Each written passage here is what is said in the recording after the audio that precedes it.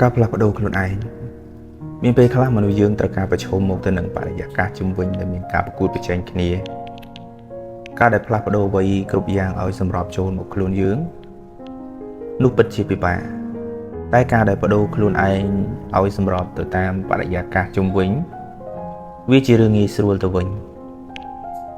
ការដែលមានជីវិតរស់នៅប្រកបទៅដោយសេចក្តីសុខទទួលបានជោគជ័យការប្ដូរខ្លួនឯងចាត់ទុកថាជារឿងដ៏សំខាន់និងចាំបាច់មិនអាចខ្វះបានតែបញ្ហាស្ថិតនៅត្រង់ថាតើយើងគួរតែប្ដូរខ្លួនឯងដោយវិធីណានឹងអាចនាំយើងទៅរកភាពជោគជ័យបានសម្រេចមនុស្សមួយចំនួនដែលទទួលបរាជ័យក្នុងឆាកជីវិតឬបរាជ័យនៅក្នុងអាជីពការងារភាគច្រើនតែងតែគិតថាមកពីឧបសគ្គខាងក្រៅដូចជាមិនមានឱកាសមិនមានលុយមិនមានឡានជិះមិនមានខ្សែស្រឡាយតែមានតិចណាស់ដែលបែរមកគិតលើខ្លួនឯងថាការពិតទៅឧបសគ្គដ៏ធំមហិមានោះ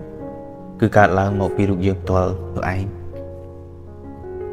ហើយមួយក្នុងចំណោមឧបសគ្គទាំងនោះគឺពាក្យថាយឺតពាក្យថាយឺតនៅទីនេះគឺសំដៅទៅលើការធ្វើអ្វីម្យ៉ាងដោយយឺតយ៉ាវជាងគេដែលជាចរិតរបស់អ្នកដែលមិនមានទំនួលខុសត្រូវបើអ្នកធ្វើការងារឬរស់នៅតាមលក្ខណៈយឺតយ៉ាវធ្វើឲ្យអ្នកដទៃចាំរហូតអ្នកត្រូវគិតដល់ការប្រឈមថាបើអ្នកត្រូវរងចាំគេរយៈពេលយូរនឹងមានអារម្មណ៍បែបណា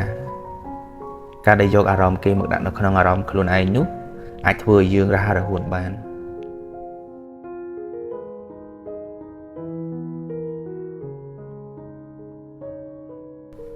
រឿងទាំងនេះអាចទទួលស្គាល់បានថាគឺជារឿងដែលពិបាកសម្រាប់មនុស្សមួយចំនួនព្រោះពាក្យថាយឺតនោះបានដិតដាមនៅក្នុងទស្សនៈរបស់មនុស្សទូទៅយ៉ាងជ្រាលជ្រៅបាត់ទៅហើយធ្វើឲ្យយើងត្រូវចំណាយពេលយូរក្នុងការថែរក្សារូបយឺតនេះបើអ្នកចាប់ផ្ដើមនឹងកែប្រែពីពេលនេះទៅនោះមានន័យថាឱកាសល្អៗរបស់អ្នកនឹងឈានមករករូបអ្នកវិញធ្វើឲ្យពាក្យមួយម៉ាត់នេះផុតពីឧត្តមគតិយើងយ៉ាងគ្មានថ្ងៃដល់ឡំមកមុន3ម៉ោងល្អជាងមកយឺត1នាទីទស្សនៈរបស់ William Shakespeare ទំនាក់ទំនងល្អជាមាគ៌ាឆ្ពោះទៅរកភាពជោគជ័យគ្រាន់តែអ្នកមើលទៅកាន់មនុស្សដទៃក្នុងផ្លូវល្អមិនគិតអគតិនោះគឺមធ្យោបាយមួយដែលអាចឲ្យអ្នកបើកចិត្តទទួលយកអ្នកដទៃបានធ្វើឲ្យកើតមាននូវសម្ព័ន្ធភាពស្និទ្ធស្នាលនិងតាក់ទងគ្នាបានយ៉ាងល្អអ្នកខ្លះមើលឃើញថាវាគ្រាន់តែជារឿងតូចតាចមួយតែមានដឹងទេថាចំណុចដែលតូចតាចនេះឯងដែលមានឥទ្ធិពលធ្វើឲ្យជីវិតរបស់អ្នកផ្លាស់ប្ដូរបានបញ្ហាតាក់ទងទៅនឹងភាពជោគជ័យជាការដែលទទួលស្គាល់តាំងពីយូរយារមកម្ល៉េះអ្នកដែលមានសម្ព័ន្ធភាពឬទំនាក់ទំនងល្អមានឱកាសច្រើនជាងអ្នកដែលមានចំណេះដឹងខ្ពស់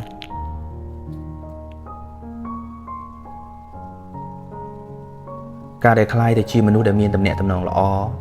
ត្រូវតែចាប់ផ្ដើមពីគោលគំនិតរបស់ខ្លួនឯងដោយអ្នកត្រូវតែបើកចិត្តឲ្យទូលាយហើយទទួលស្គាល់ថាមនុស្សគ្រប់គ្នាមានចំណុចល្អរៀងៗខ្លួនដូច្នេះយើងគួរមើលពីចំណុចល្អរបស់អ្នកដទៃហើយទទួលស្គាល់នៅចំណុចខ្វះខាតរបស់ខ្លួនឯងផងដែរ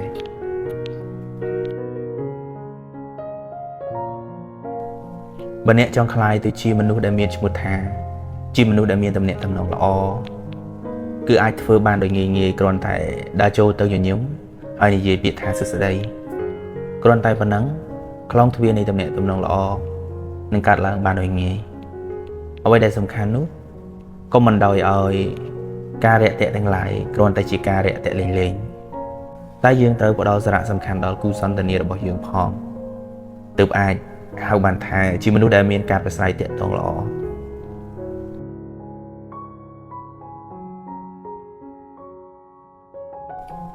នៅពេលខ្លះបទសន្ទនាអាចនៅក្នុងសភាពតានតឹងចូលអ្នកបែរមកធ្វើអារម្មណ៍សប្បាយខ្លះដើម្បីកុំឲ្យទំនាក់ទំនងប្រេះឆាឬបែកបាក់គ្រាន់តែប៉ុណ្ណឹងក៏អ្នកអាចក្លាយទៅជាមនុស្សដែលមានសម្ព័ន្ធភាពល្អក្នុងខ្សែភ្នែករបស់អ្នកដទៃបាត់ទៅហើយចំពោះមិត្តភ័ក្តិរបស់អ្នកនិងអ្នកដទៃក៏មិនបាត់បង់ក្នុងរយៈពេលដ៏ខ្លីនោះដែរ បើអ្នកបានជួបមកគេម្ដងទៀតភាពស្និទ្ធស្នាលក៏មានច្រើនជាងមុនហើយអ្វីដែលសំខាន់បើអ្នកមានឱកាសបានជួបគេគឺគួរតែជួបគេដោយសុចរិតចិត្តទាំងអស់នេះហើយដែលធ្វើឲ្យអ្នកអាចសាងមិត្តភាពនិងសម្ព័ន្ធភាពល្អបានតំណាក់តំណងរឹងប៉ឹងយូរអង្វែងហើយជាច្រកចូលមួយឆ្ពោះទៅរកភាពជោគជ័យក្នុងឆាកជីវិត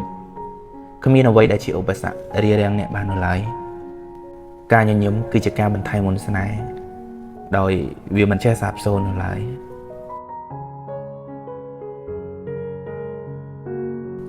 មូលហេតុជាច្រើនដែលធ្វើឲ្យមនុស្សមិនតិចទេដែលជួបប្រទះនូវភាពបរាជ័យព្រោះតែពួកគេទាំងនោះមានលេសដល់សារនៃការឈានទៅរកភាពជោគជ័យនៃជីវិតច្រើនពេកតែងតែអាងនេះអាងនោះអាងនៅអ្វីដែលមិនមានអាងនៅអ្វីដែលមិនអាចធ្វើទៅរួចរហូតក្លាយទៅជាឧបសគ្គធំនោះហើយដែលជាមូលហេតុដែលនាំឲ្យទៅរកភាពបរាជ័យបើយើងជឿជាក់ថាយើងអាចធ្វើបាន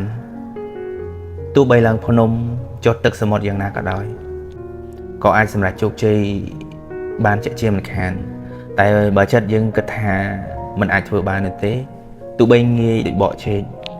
គឺប្រកាសជាមិនអាចទទួលបាននូវភាពជោគជ័យនោះឡើយ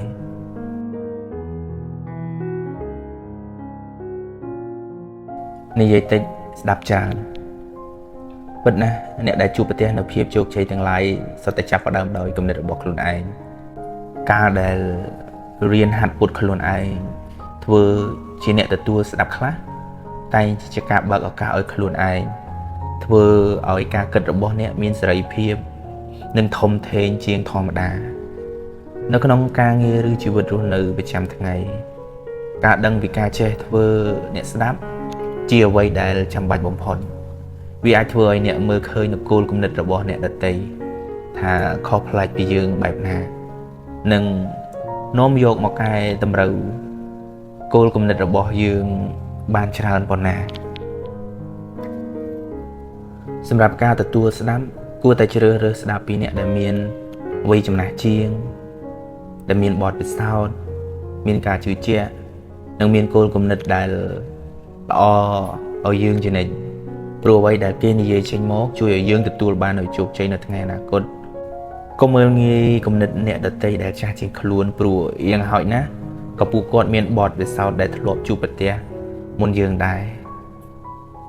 ក្រៅពីនេះចូលកុំប្រើគំនិតខ្លួនឯងវិនិច្ឆ័យអ្វីៗគ្រប់យ៉ាងការប្រើគោលគំនិតរបស់ខ្លួនឯងជាធំដោយមិនទទួលស្ដាប់ពីគោលគំនិតរបស់អ្នកដទៃគឺជាទង្វើដែលហៅថាប្រកា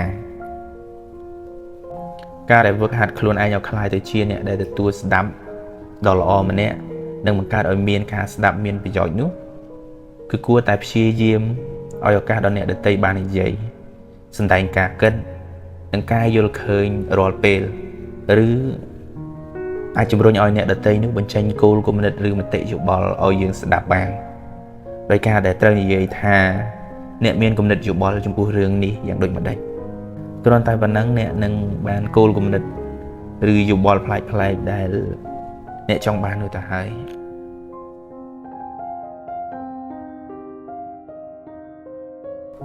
ដូច្នេះហើយគំនិតដែលថាស្អែកចាំធ្វើក៏បានដែរគឺត្រូវលុបបំបាត់ចោលឲ្យអស់ជាការប្រសើរបើមានឱកាសនិងមានពេលគ្រប់គ្រាន់ត្រូវតែលូកដៃចូលទៅធ្វើភ្លាមកុំចាំសំបីតែ1វិនាទីសោះព្រោះនោះអាចជាឱកាសធំដែលមានតែមួយដងនៅក្នុងឆាកជីវិតក៏ថាបានដែរអ្វីទាំងឡាយជាដើមតងដែលធ្វើឲ្យអ្នកស្ទុះស្ទាទៅមុខដោយមិនឈប់ឈរត្រឹងនៅមួយកន្លែងរហូតទាល់តែទៅដល់គោលដៅដែលខ្លួនកំណត់ទុកហើយនៅពេលដែលទៅដល់គោលដៅនោះភាពស្ទុះស្ទារបស់អ្នកនោះវានឹងមានតម្លៃសម្រាប់អ្នកត្រូវចេះបត់បែនតាមកលៈទេសៈទឹកជាអង្គធាតុរាវអាចផ្លាស់ប្ដូរខ្លួនឯងឲ្យទៅតាមវត្ថុដែលទុកវានោះគឺជាលក្ខណៈពិសេសនិងលេចធ្លោជាងគេរបស់ទឹកដែលប្រើសម្រាប់សម្របបរិយាកាសនៅជុំវិញមនុស្សយើងក៏ដូចគ្នាដែរបើចង់រស់នៅជាមួយអ្នកដទៃប្រកបទៅដោយក្តីសុខគឺគួរតែប្រព្រឹត្តខ្លួនដូចទឹកត្រូវផ្លាស់ប្ដូរខ្លួនឯងជានិច្ចអ្វីដែលល្អគឺធ្វើវាឲ្យបានច្រើនហើយអ្វីដែលអាក្រក់កាត់បន្ថយឬបោះបង់វាចោលទៅវាជាលក្ខខណ្ឌងាយៗក្នុងការរស់នៅរួមគ្នា រឿងការសម្របខ្លួនចូលទៅក្នុងសង្គមនោះទោះបីជាមើលទៅជារឿងងាយស្រួលតែសម្រាប់ទស្សនវិជ្ជាជាក់ស្ដែងវិញវាពិបាកជាងការគិតទោះបីជាបច្ចុប្បន្នយើងអាចមើលឃើញថាមានមនុស្សដែលមានម្ចាស់ការលើខ្លួនឯងច្រើនការដែលសម្របខ្លួនចុះសម្រុងជាមួយនឹងអ្នកដទៃបាននោះជាអ្វីដែលចាំបាច់បំផុតនៅក្នុងជីវិតរបស់មនុស្សយើងការកែប្រែនិងការកែច្នៃឲ្យវាប្រសើរជាងមុនចាំបាច់ត្រូវតែចាប់ផ្ដើមពីមូលហេតុទាំងឡាយនេះអ្នកត្រូវតែមើលទៅក្នុងផ្លូវដែលអ្នកដទៃមើលដូចគ្នាដែរហើយព្យាយាមបើកចិត្តឲ្យទូលាយទទួលយកគំនិតអ្នកដទៃខ្លះថាហេតុអ្វីពួកគេត្រូវធ្វើបែបនេះបើអ្នកជាមនុស្សដែលអាចសម្របខ្លួនឲ្យចុះសម្រុងជាមួយនឹងអ្នកដទៃបានយ៉ាងល្អនោះលទ្ធផលដែលមកតាមក្រោយគឺនឹងធ្វើឲ្យអ្នកដទៃអាចទទួលយកបានជាមនុស្សដែលមានតម្លៃចំពោះអ្នកដទៃជានិច្ចហើយមានឱកាសឲ្យអ្នកដទៃពឹងពាក់នៅពេលដែលអ្នកខ្លាយទៅជាមនុស្សដែលមានផលប្រយោជន៍ច្រើនតែងធ្វើឲ្យអ្នកដទៃមានតម្លៃតាមនោះឯងមានពេលខ្លះដោយសារតែហេតុផលទាំងនេះអ្នកអាចខ្លាយជាមនុស្សសំខាន់របស់អ្នកដទៃបានដោយមិនដឹងខ្លួនផងដែរចូលប្រឈមមុខជាមួយនឹងការពិតដែលមានមិនមែនប្រឈមមុខជាមួយនឹងអ្វីដែលចង់បាននោះទេស្វែងរកឱកាសនិងបង្កើតឱកាសជានិច្ចពេលអ្នកស្ថិតនៅក្នុងស្ថានភាពដែលមានប្រៀបលើគេឯងគ្រប់យ៉ាងមានទាំងលុយកាក់បទពិសោធន៍កម្លាំងចិត្តតែអ្វីដែលអ្នកស្វែងរកនិងទន្ទឹងរង់ចាំនោះគឺឱកាសអ្នកដែលទទួលបាននៅភាពជោគជ័យនោះតែងតែមានកែវភ្នែកដ៏ឈ្លាសវៃតាមដានព័ត៌មានយ៉ាងល្អិតល្អន់ខ្ជាប់ខ្ជួនជឿទុកចិត្តបានហើយអ្វីទាំងឡាយនេះគឺជាតួអង្គចង្អុលទៅរកឱកាសដែលវិលវល់នៅជុំវិញខ្លួនអ្នកដោយមិនដឹងខ្លួនអ្នកក៏ដូចគ្នាដែរចូលមើលអ្វីៗគ្រប់យ៉ាងដើម្បីក្លាយទៅជាឱកាស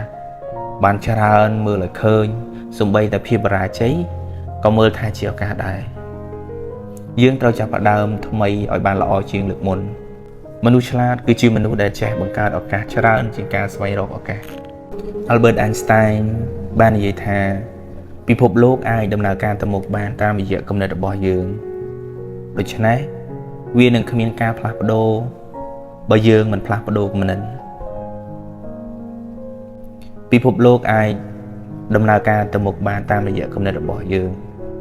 ដូច្នេះវានឹងគ្មានការផ្លាស់ប្ដូរបើយើងមិនផ្លាស់ប្ដូរគំនិត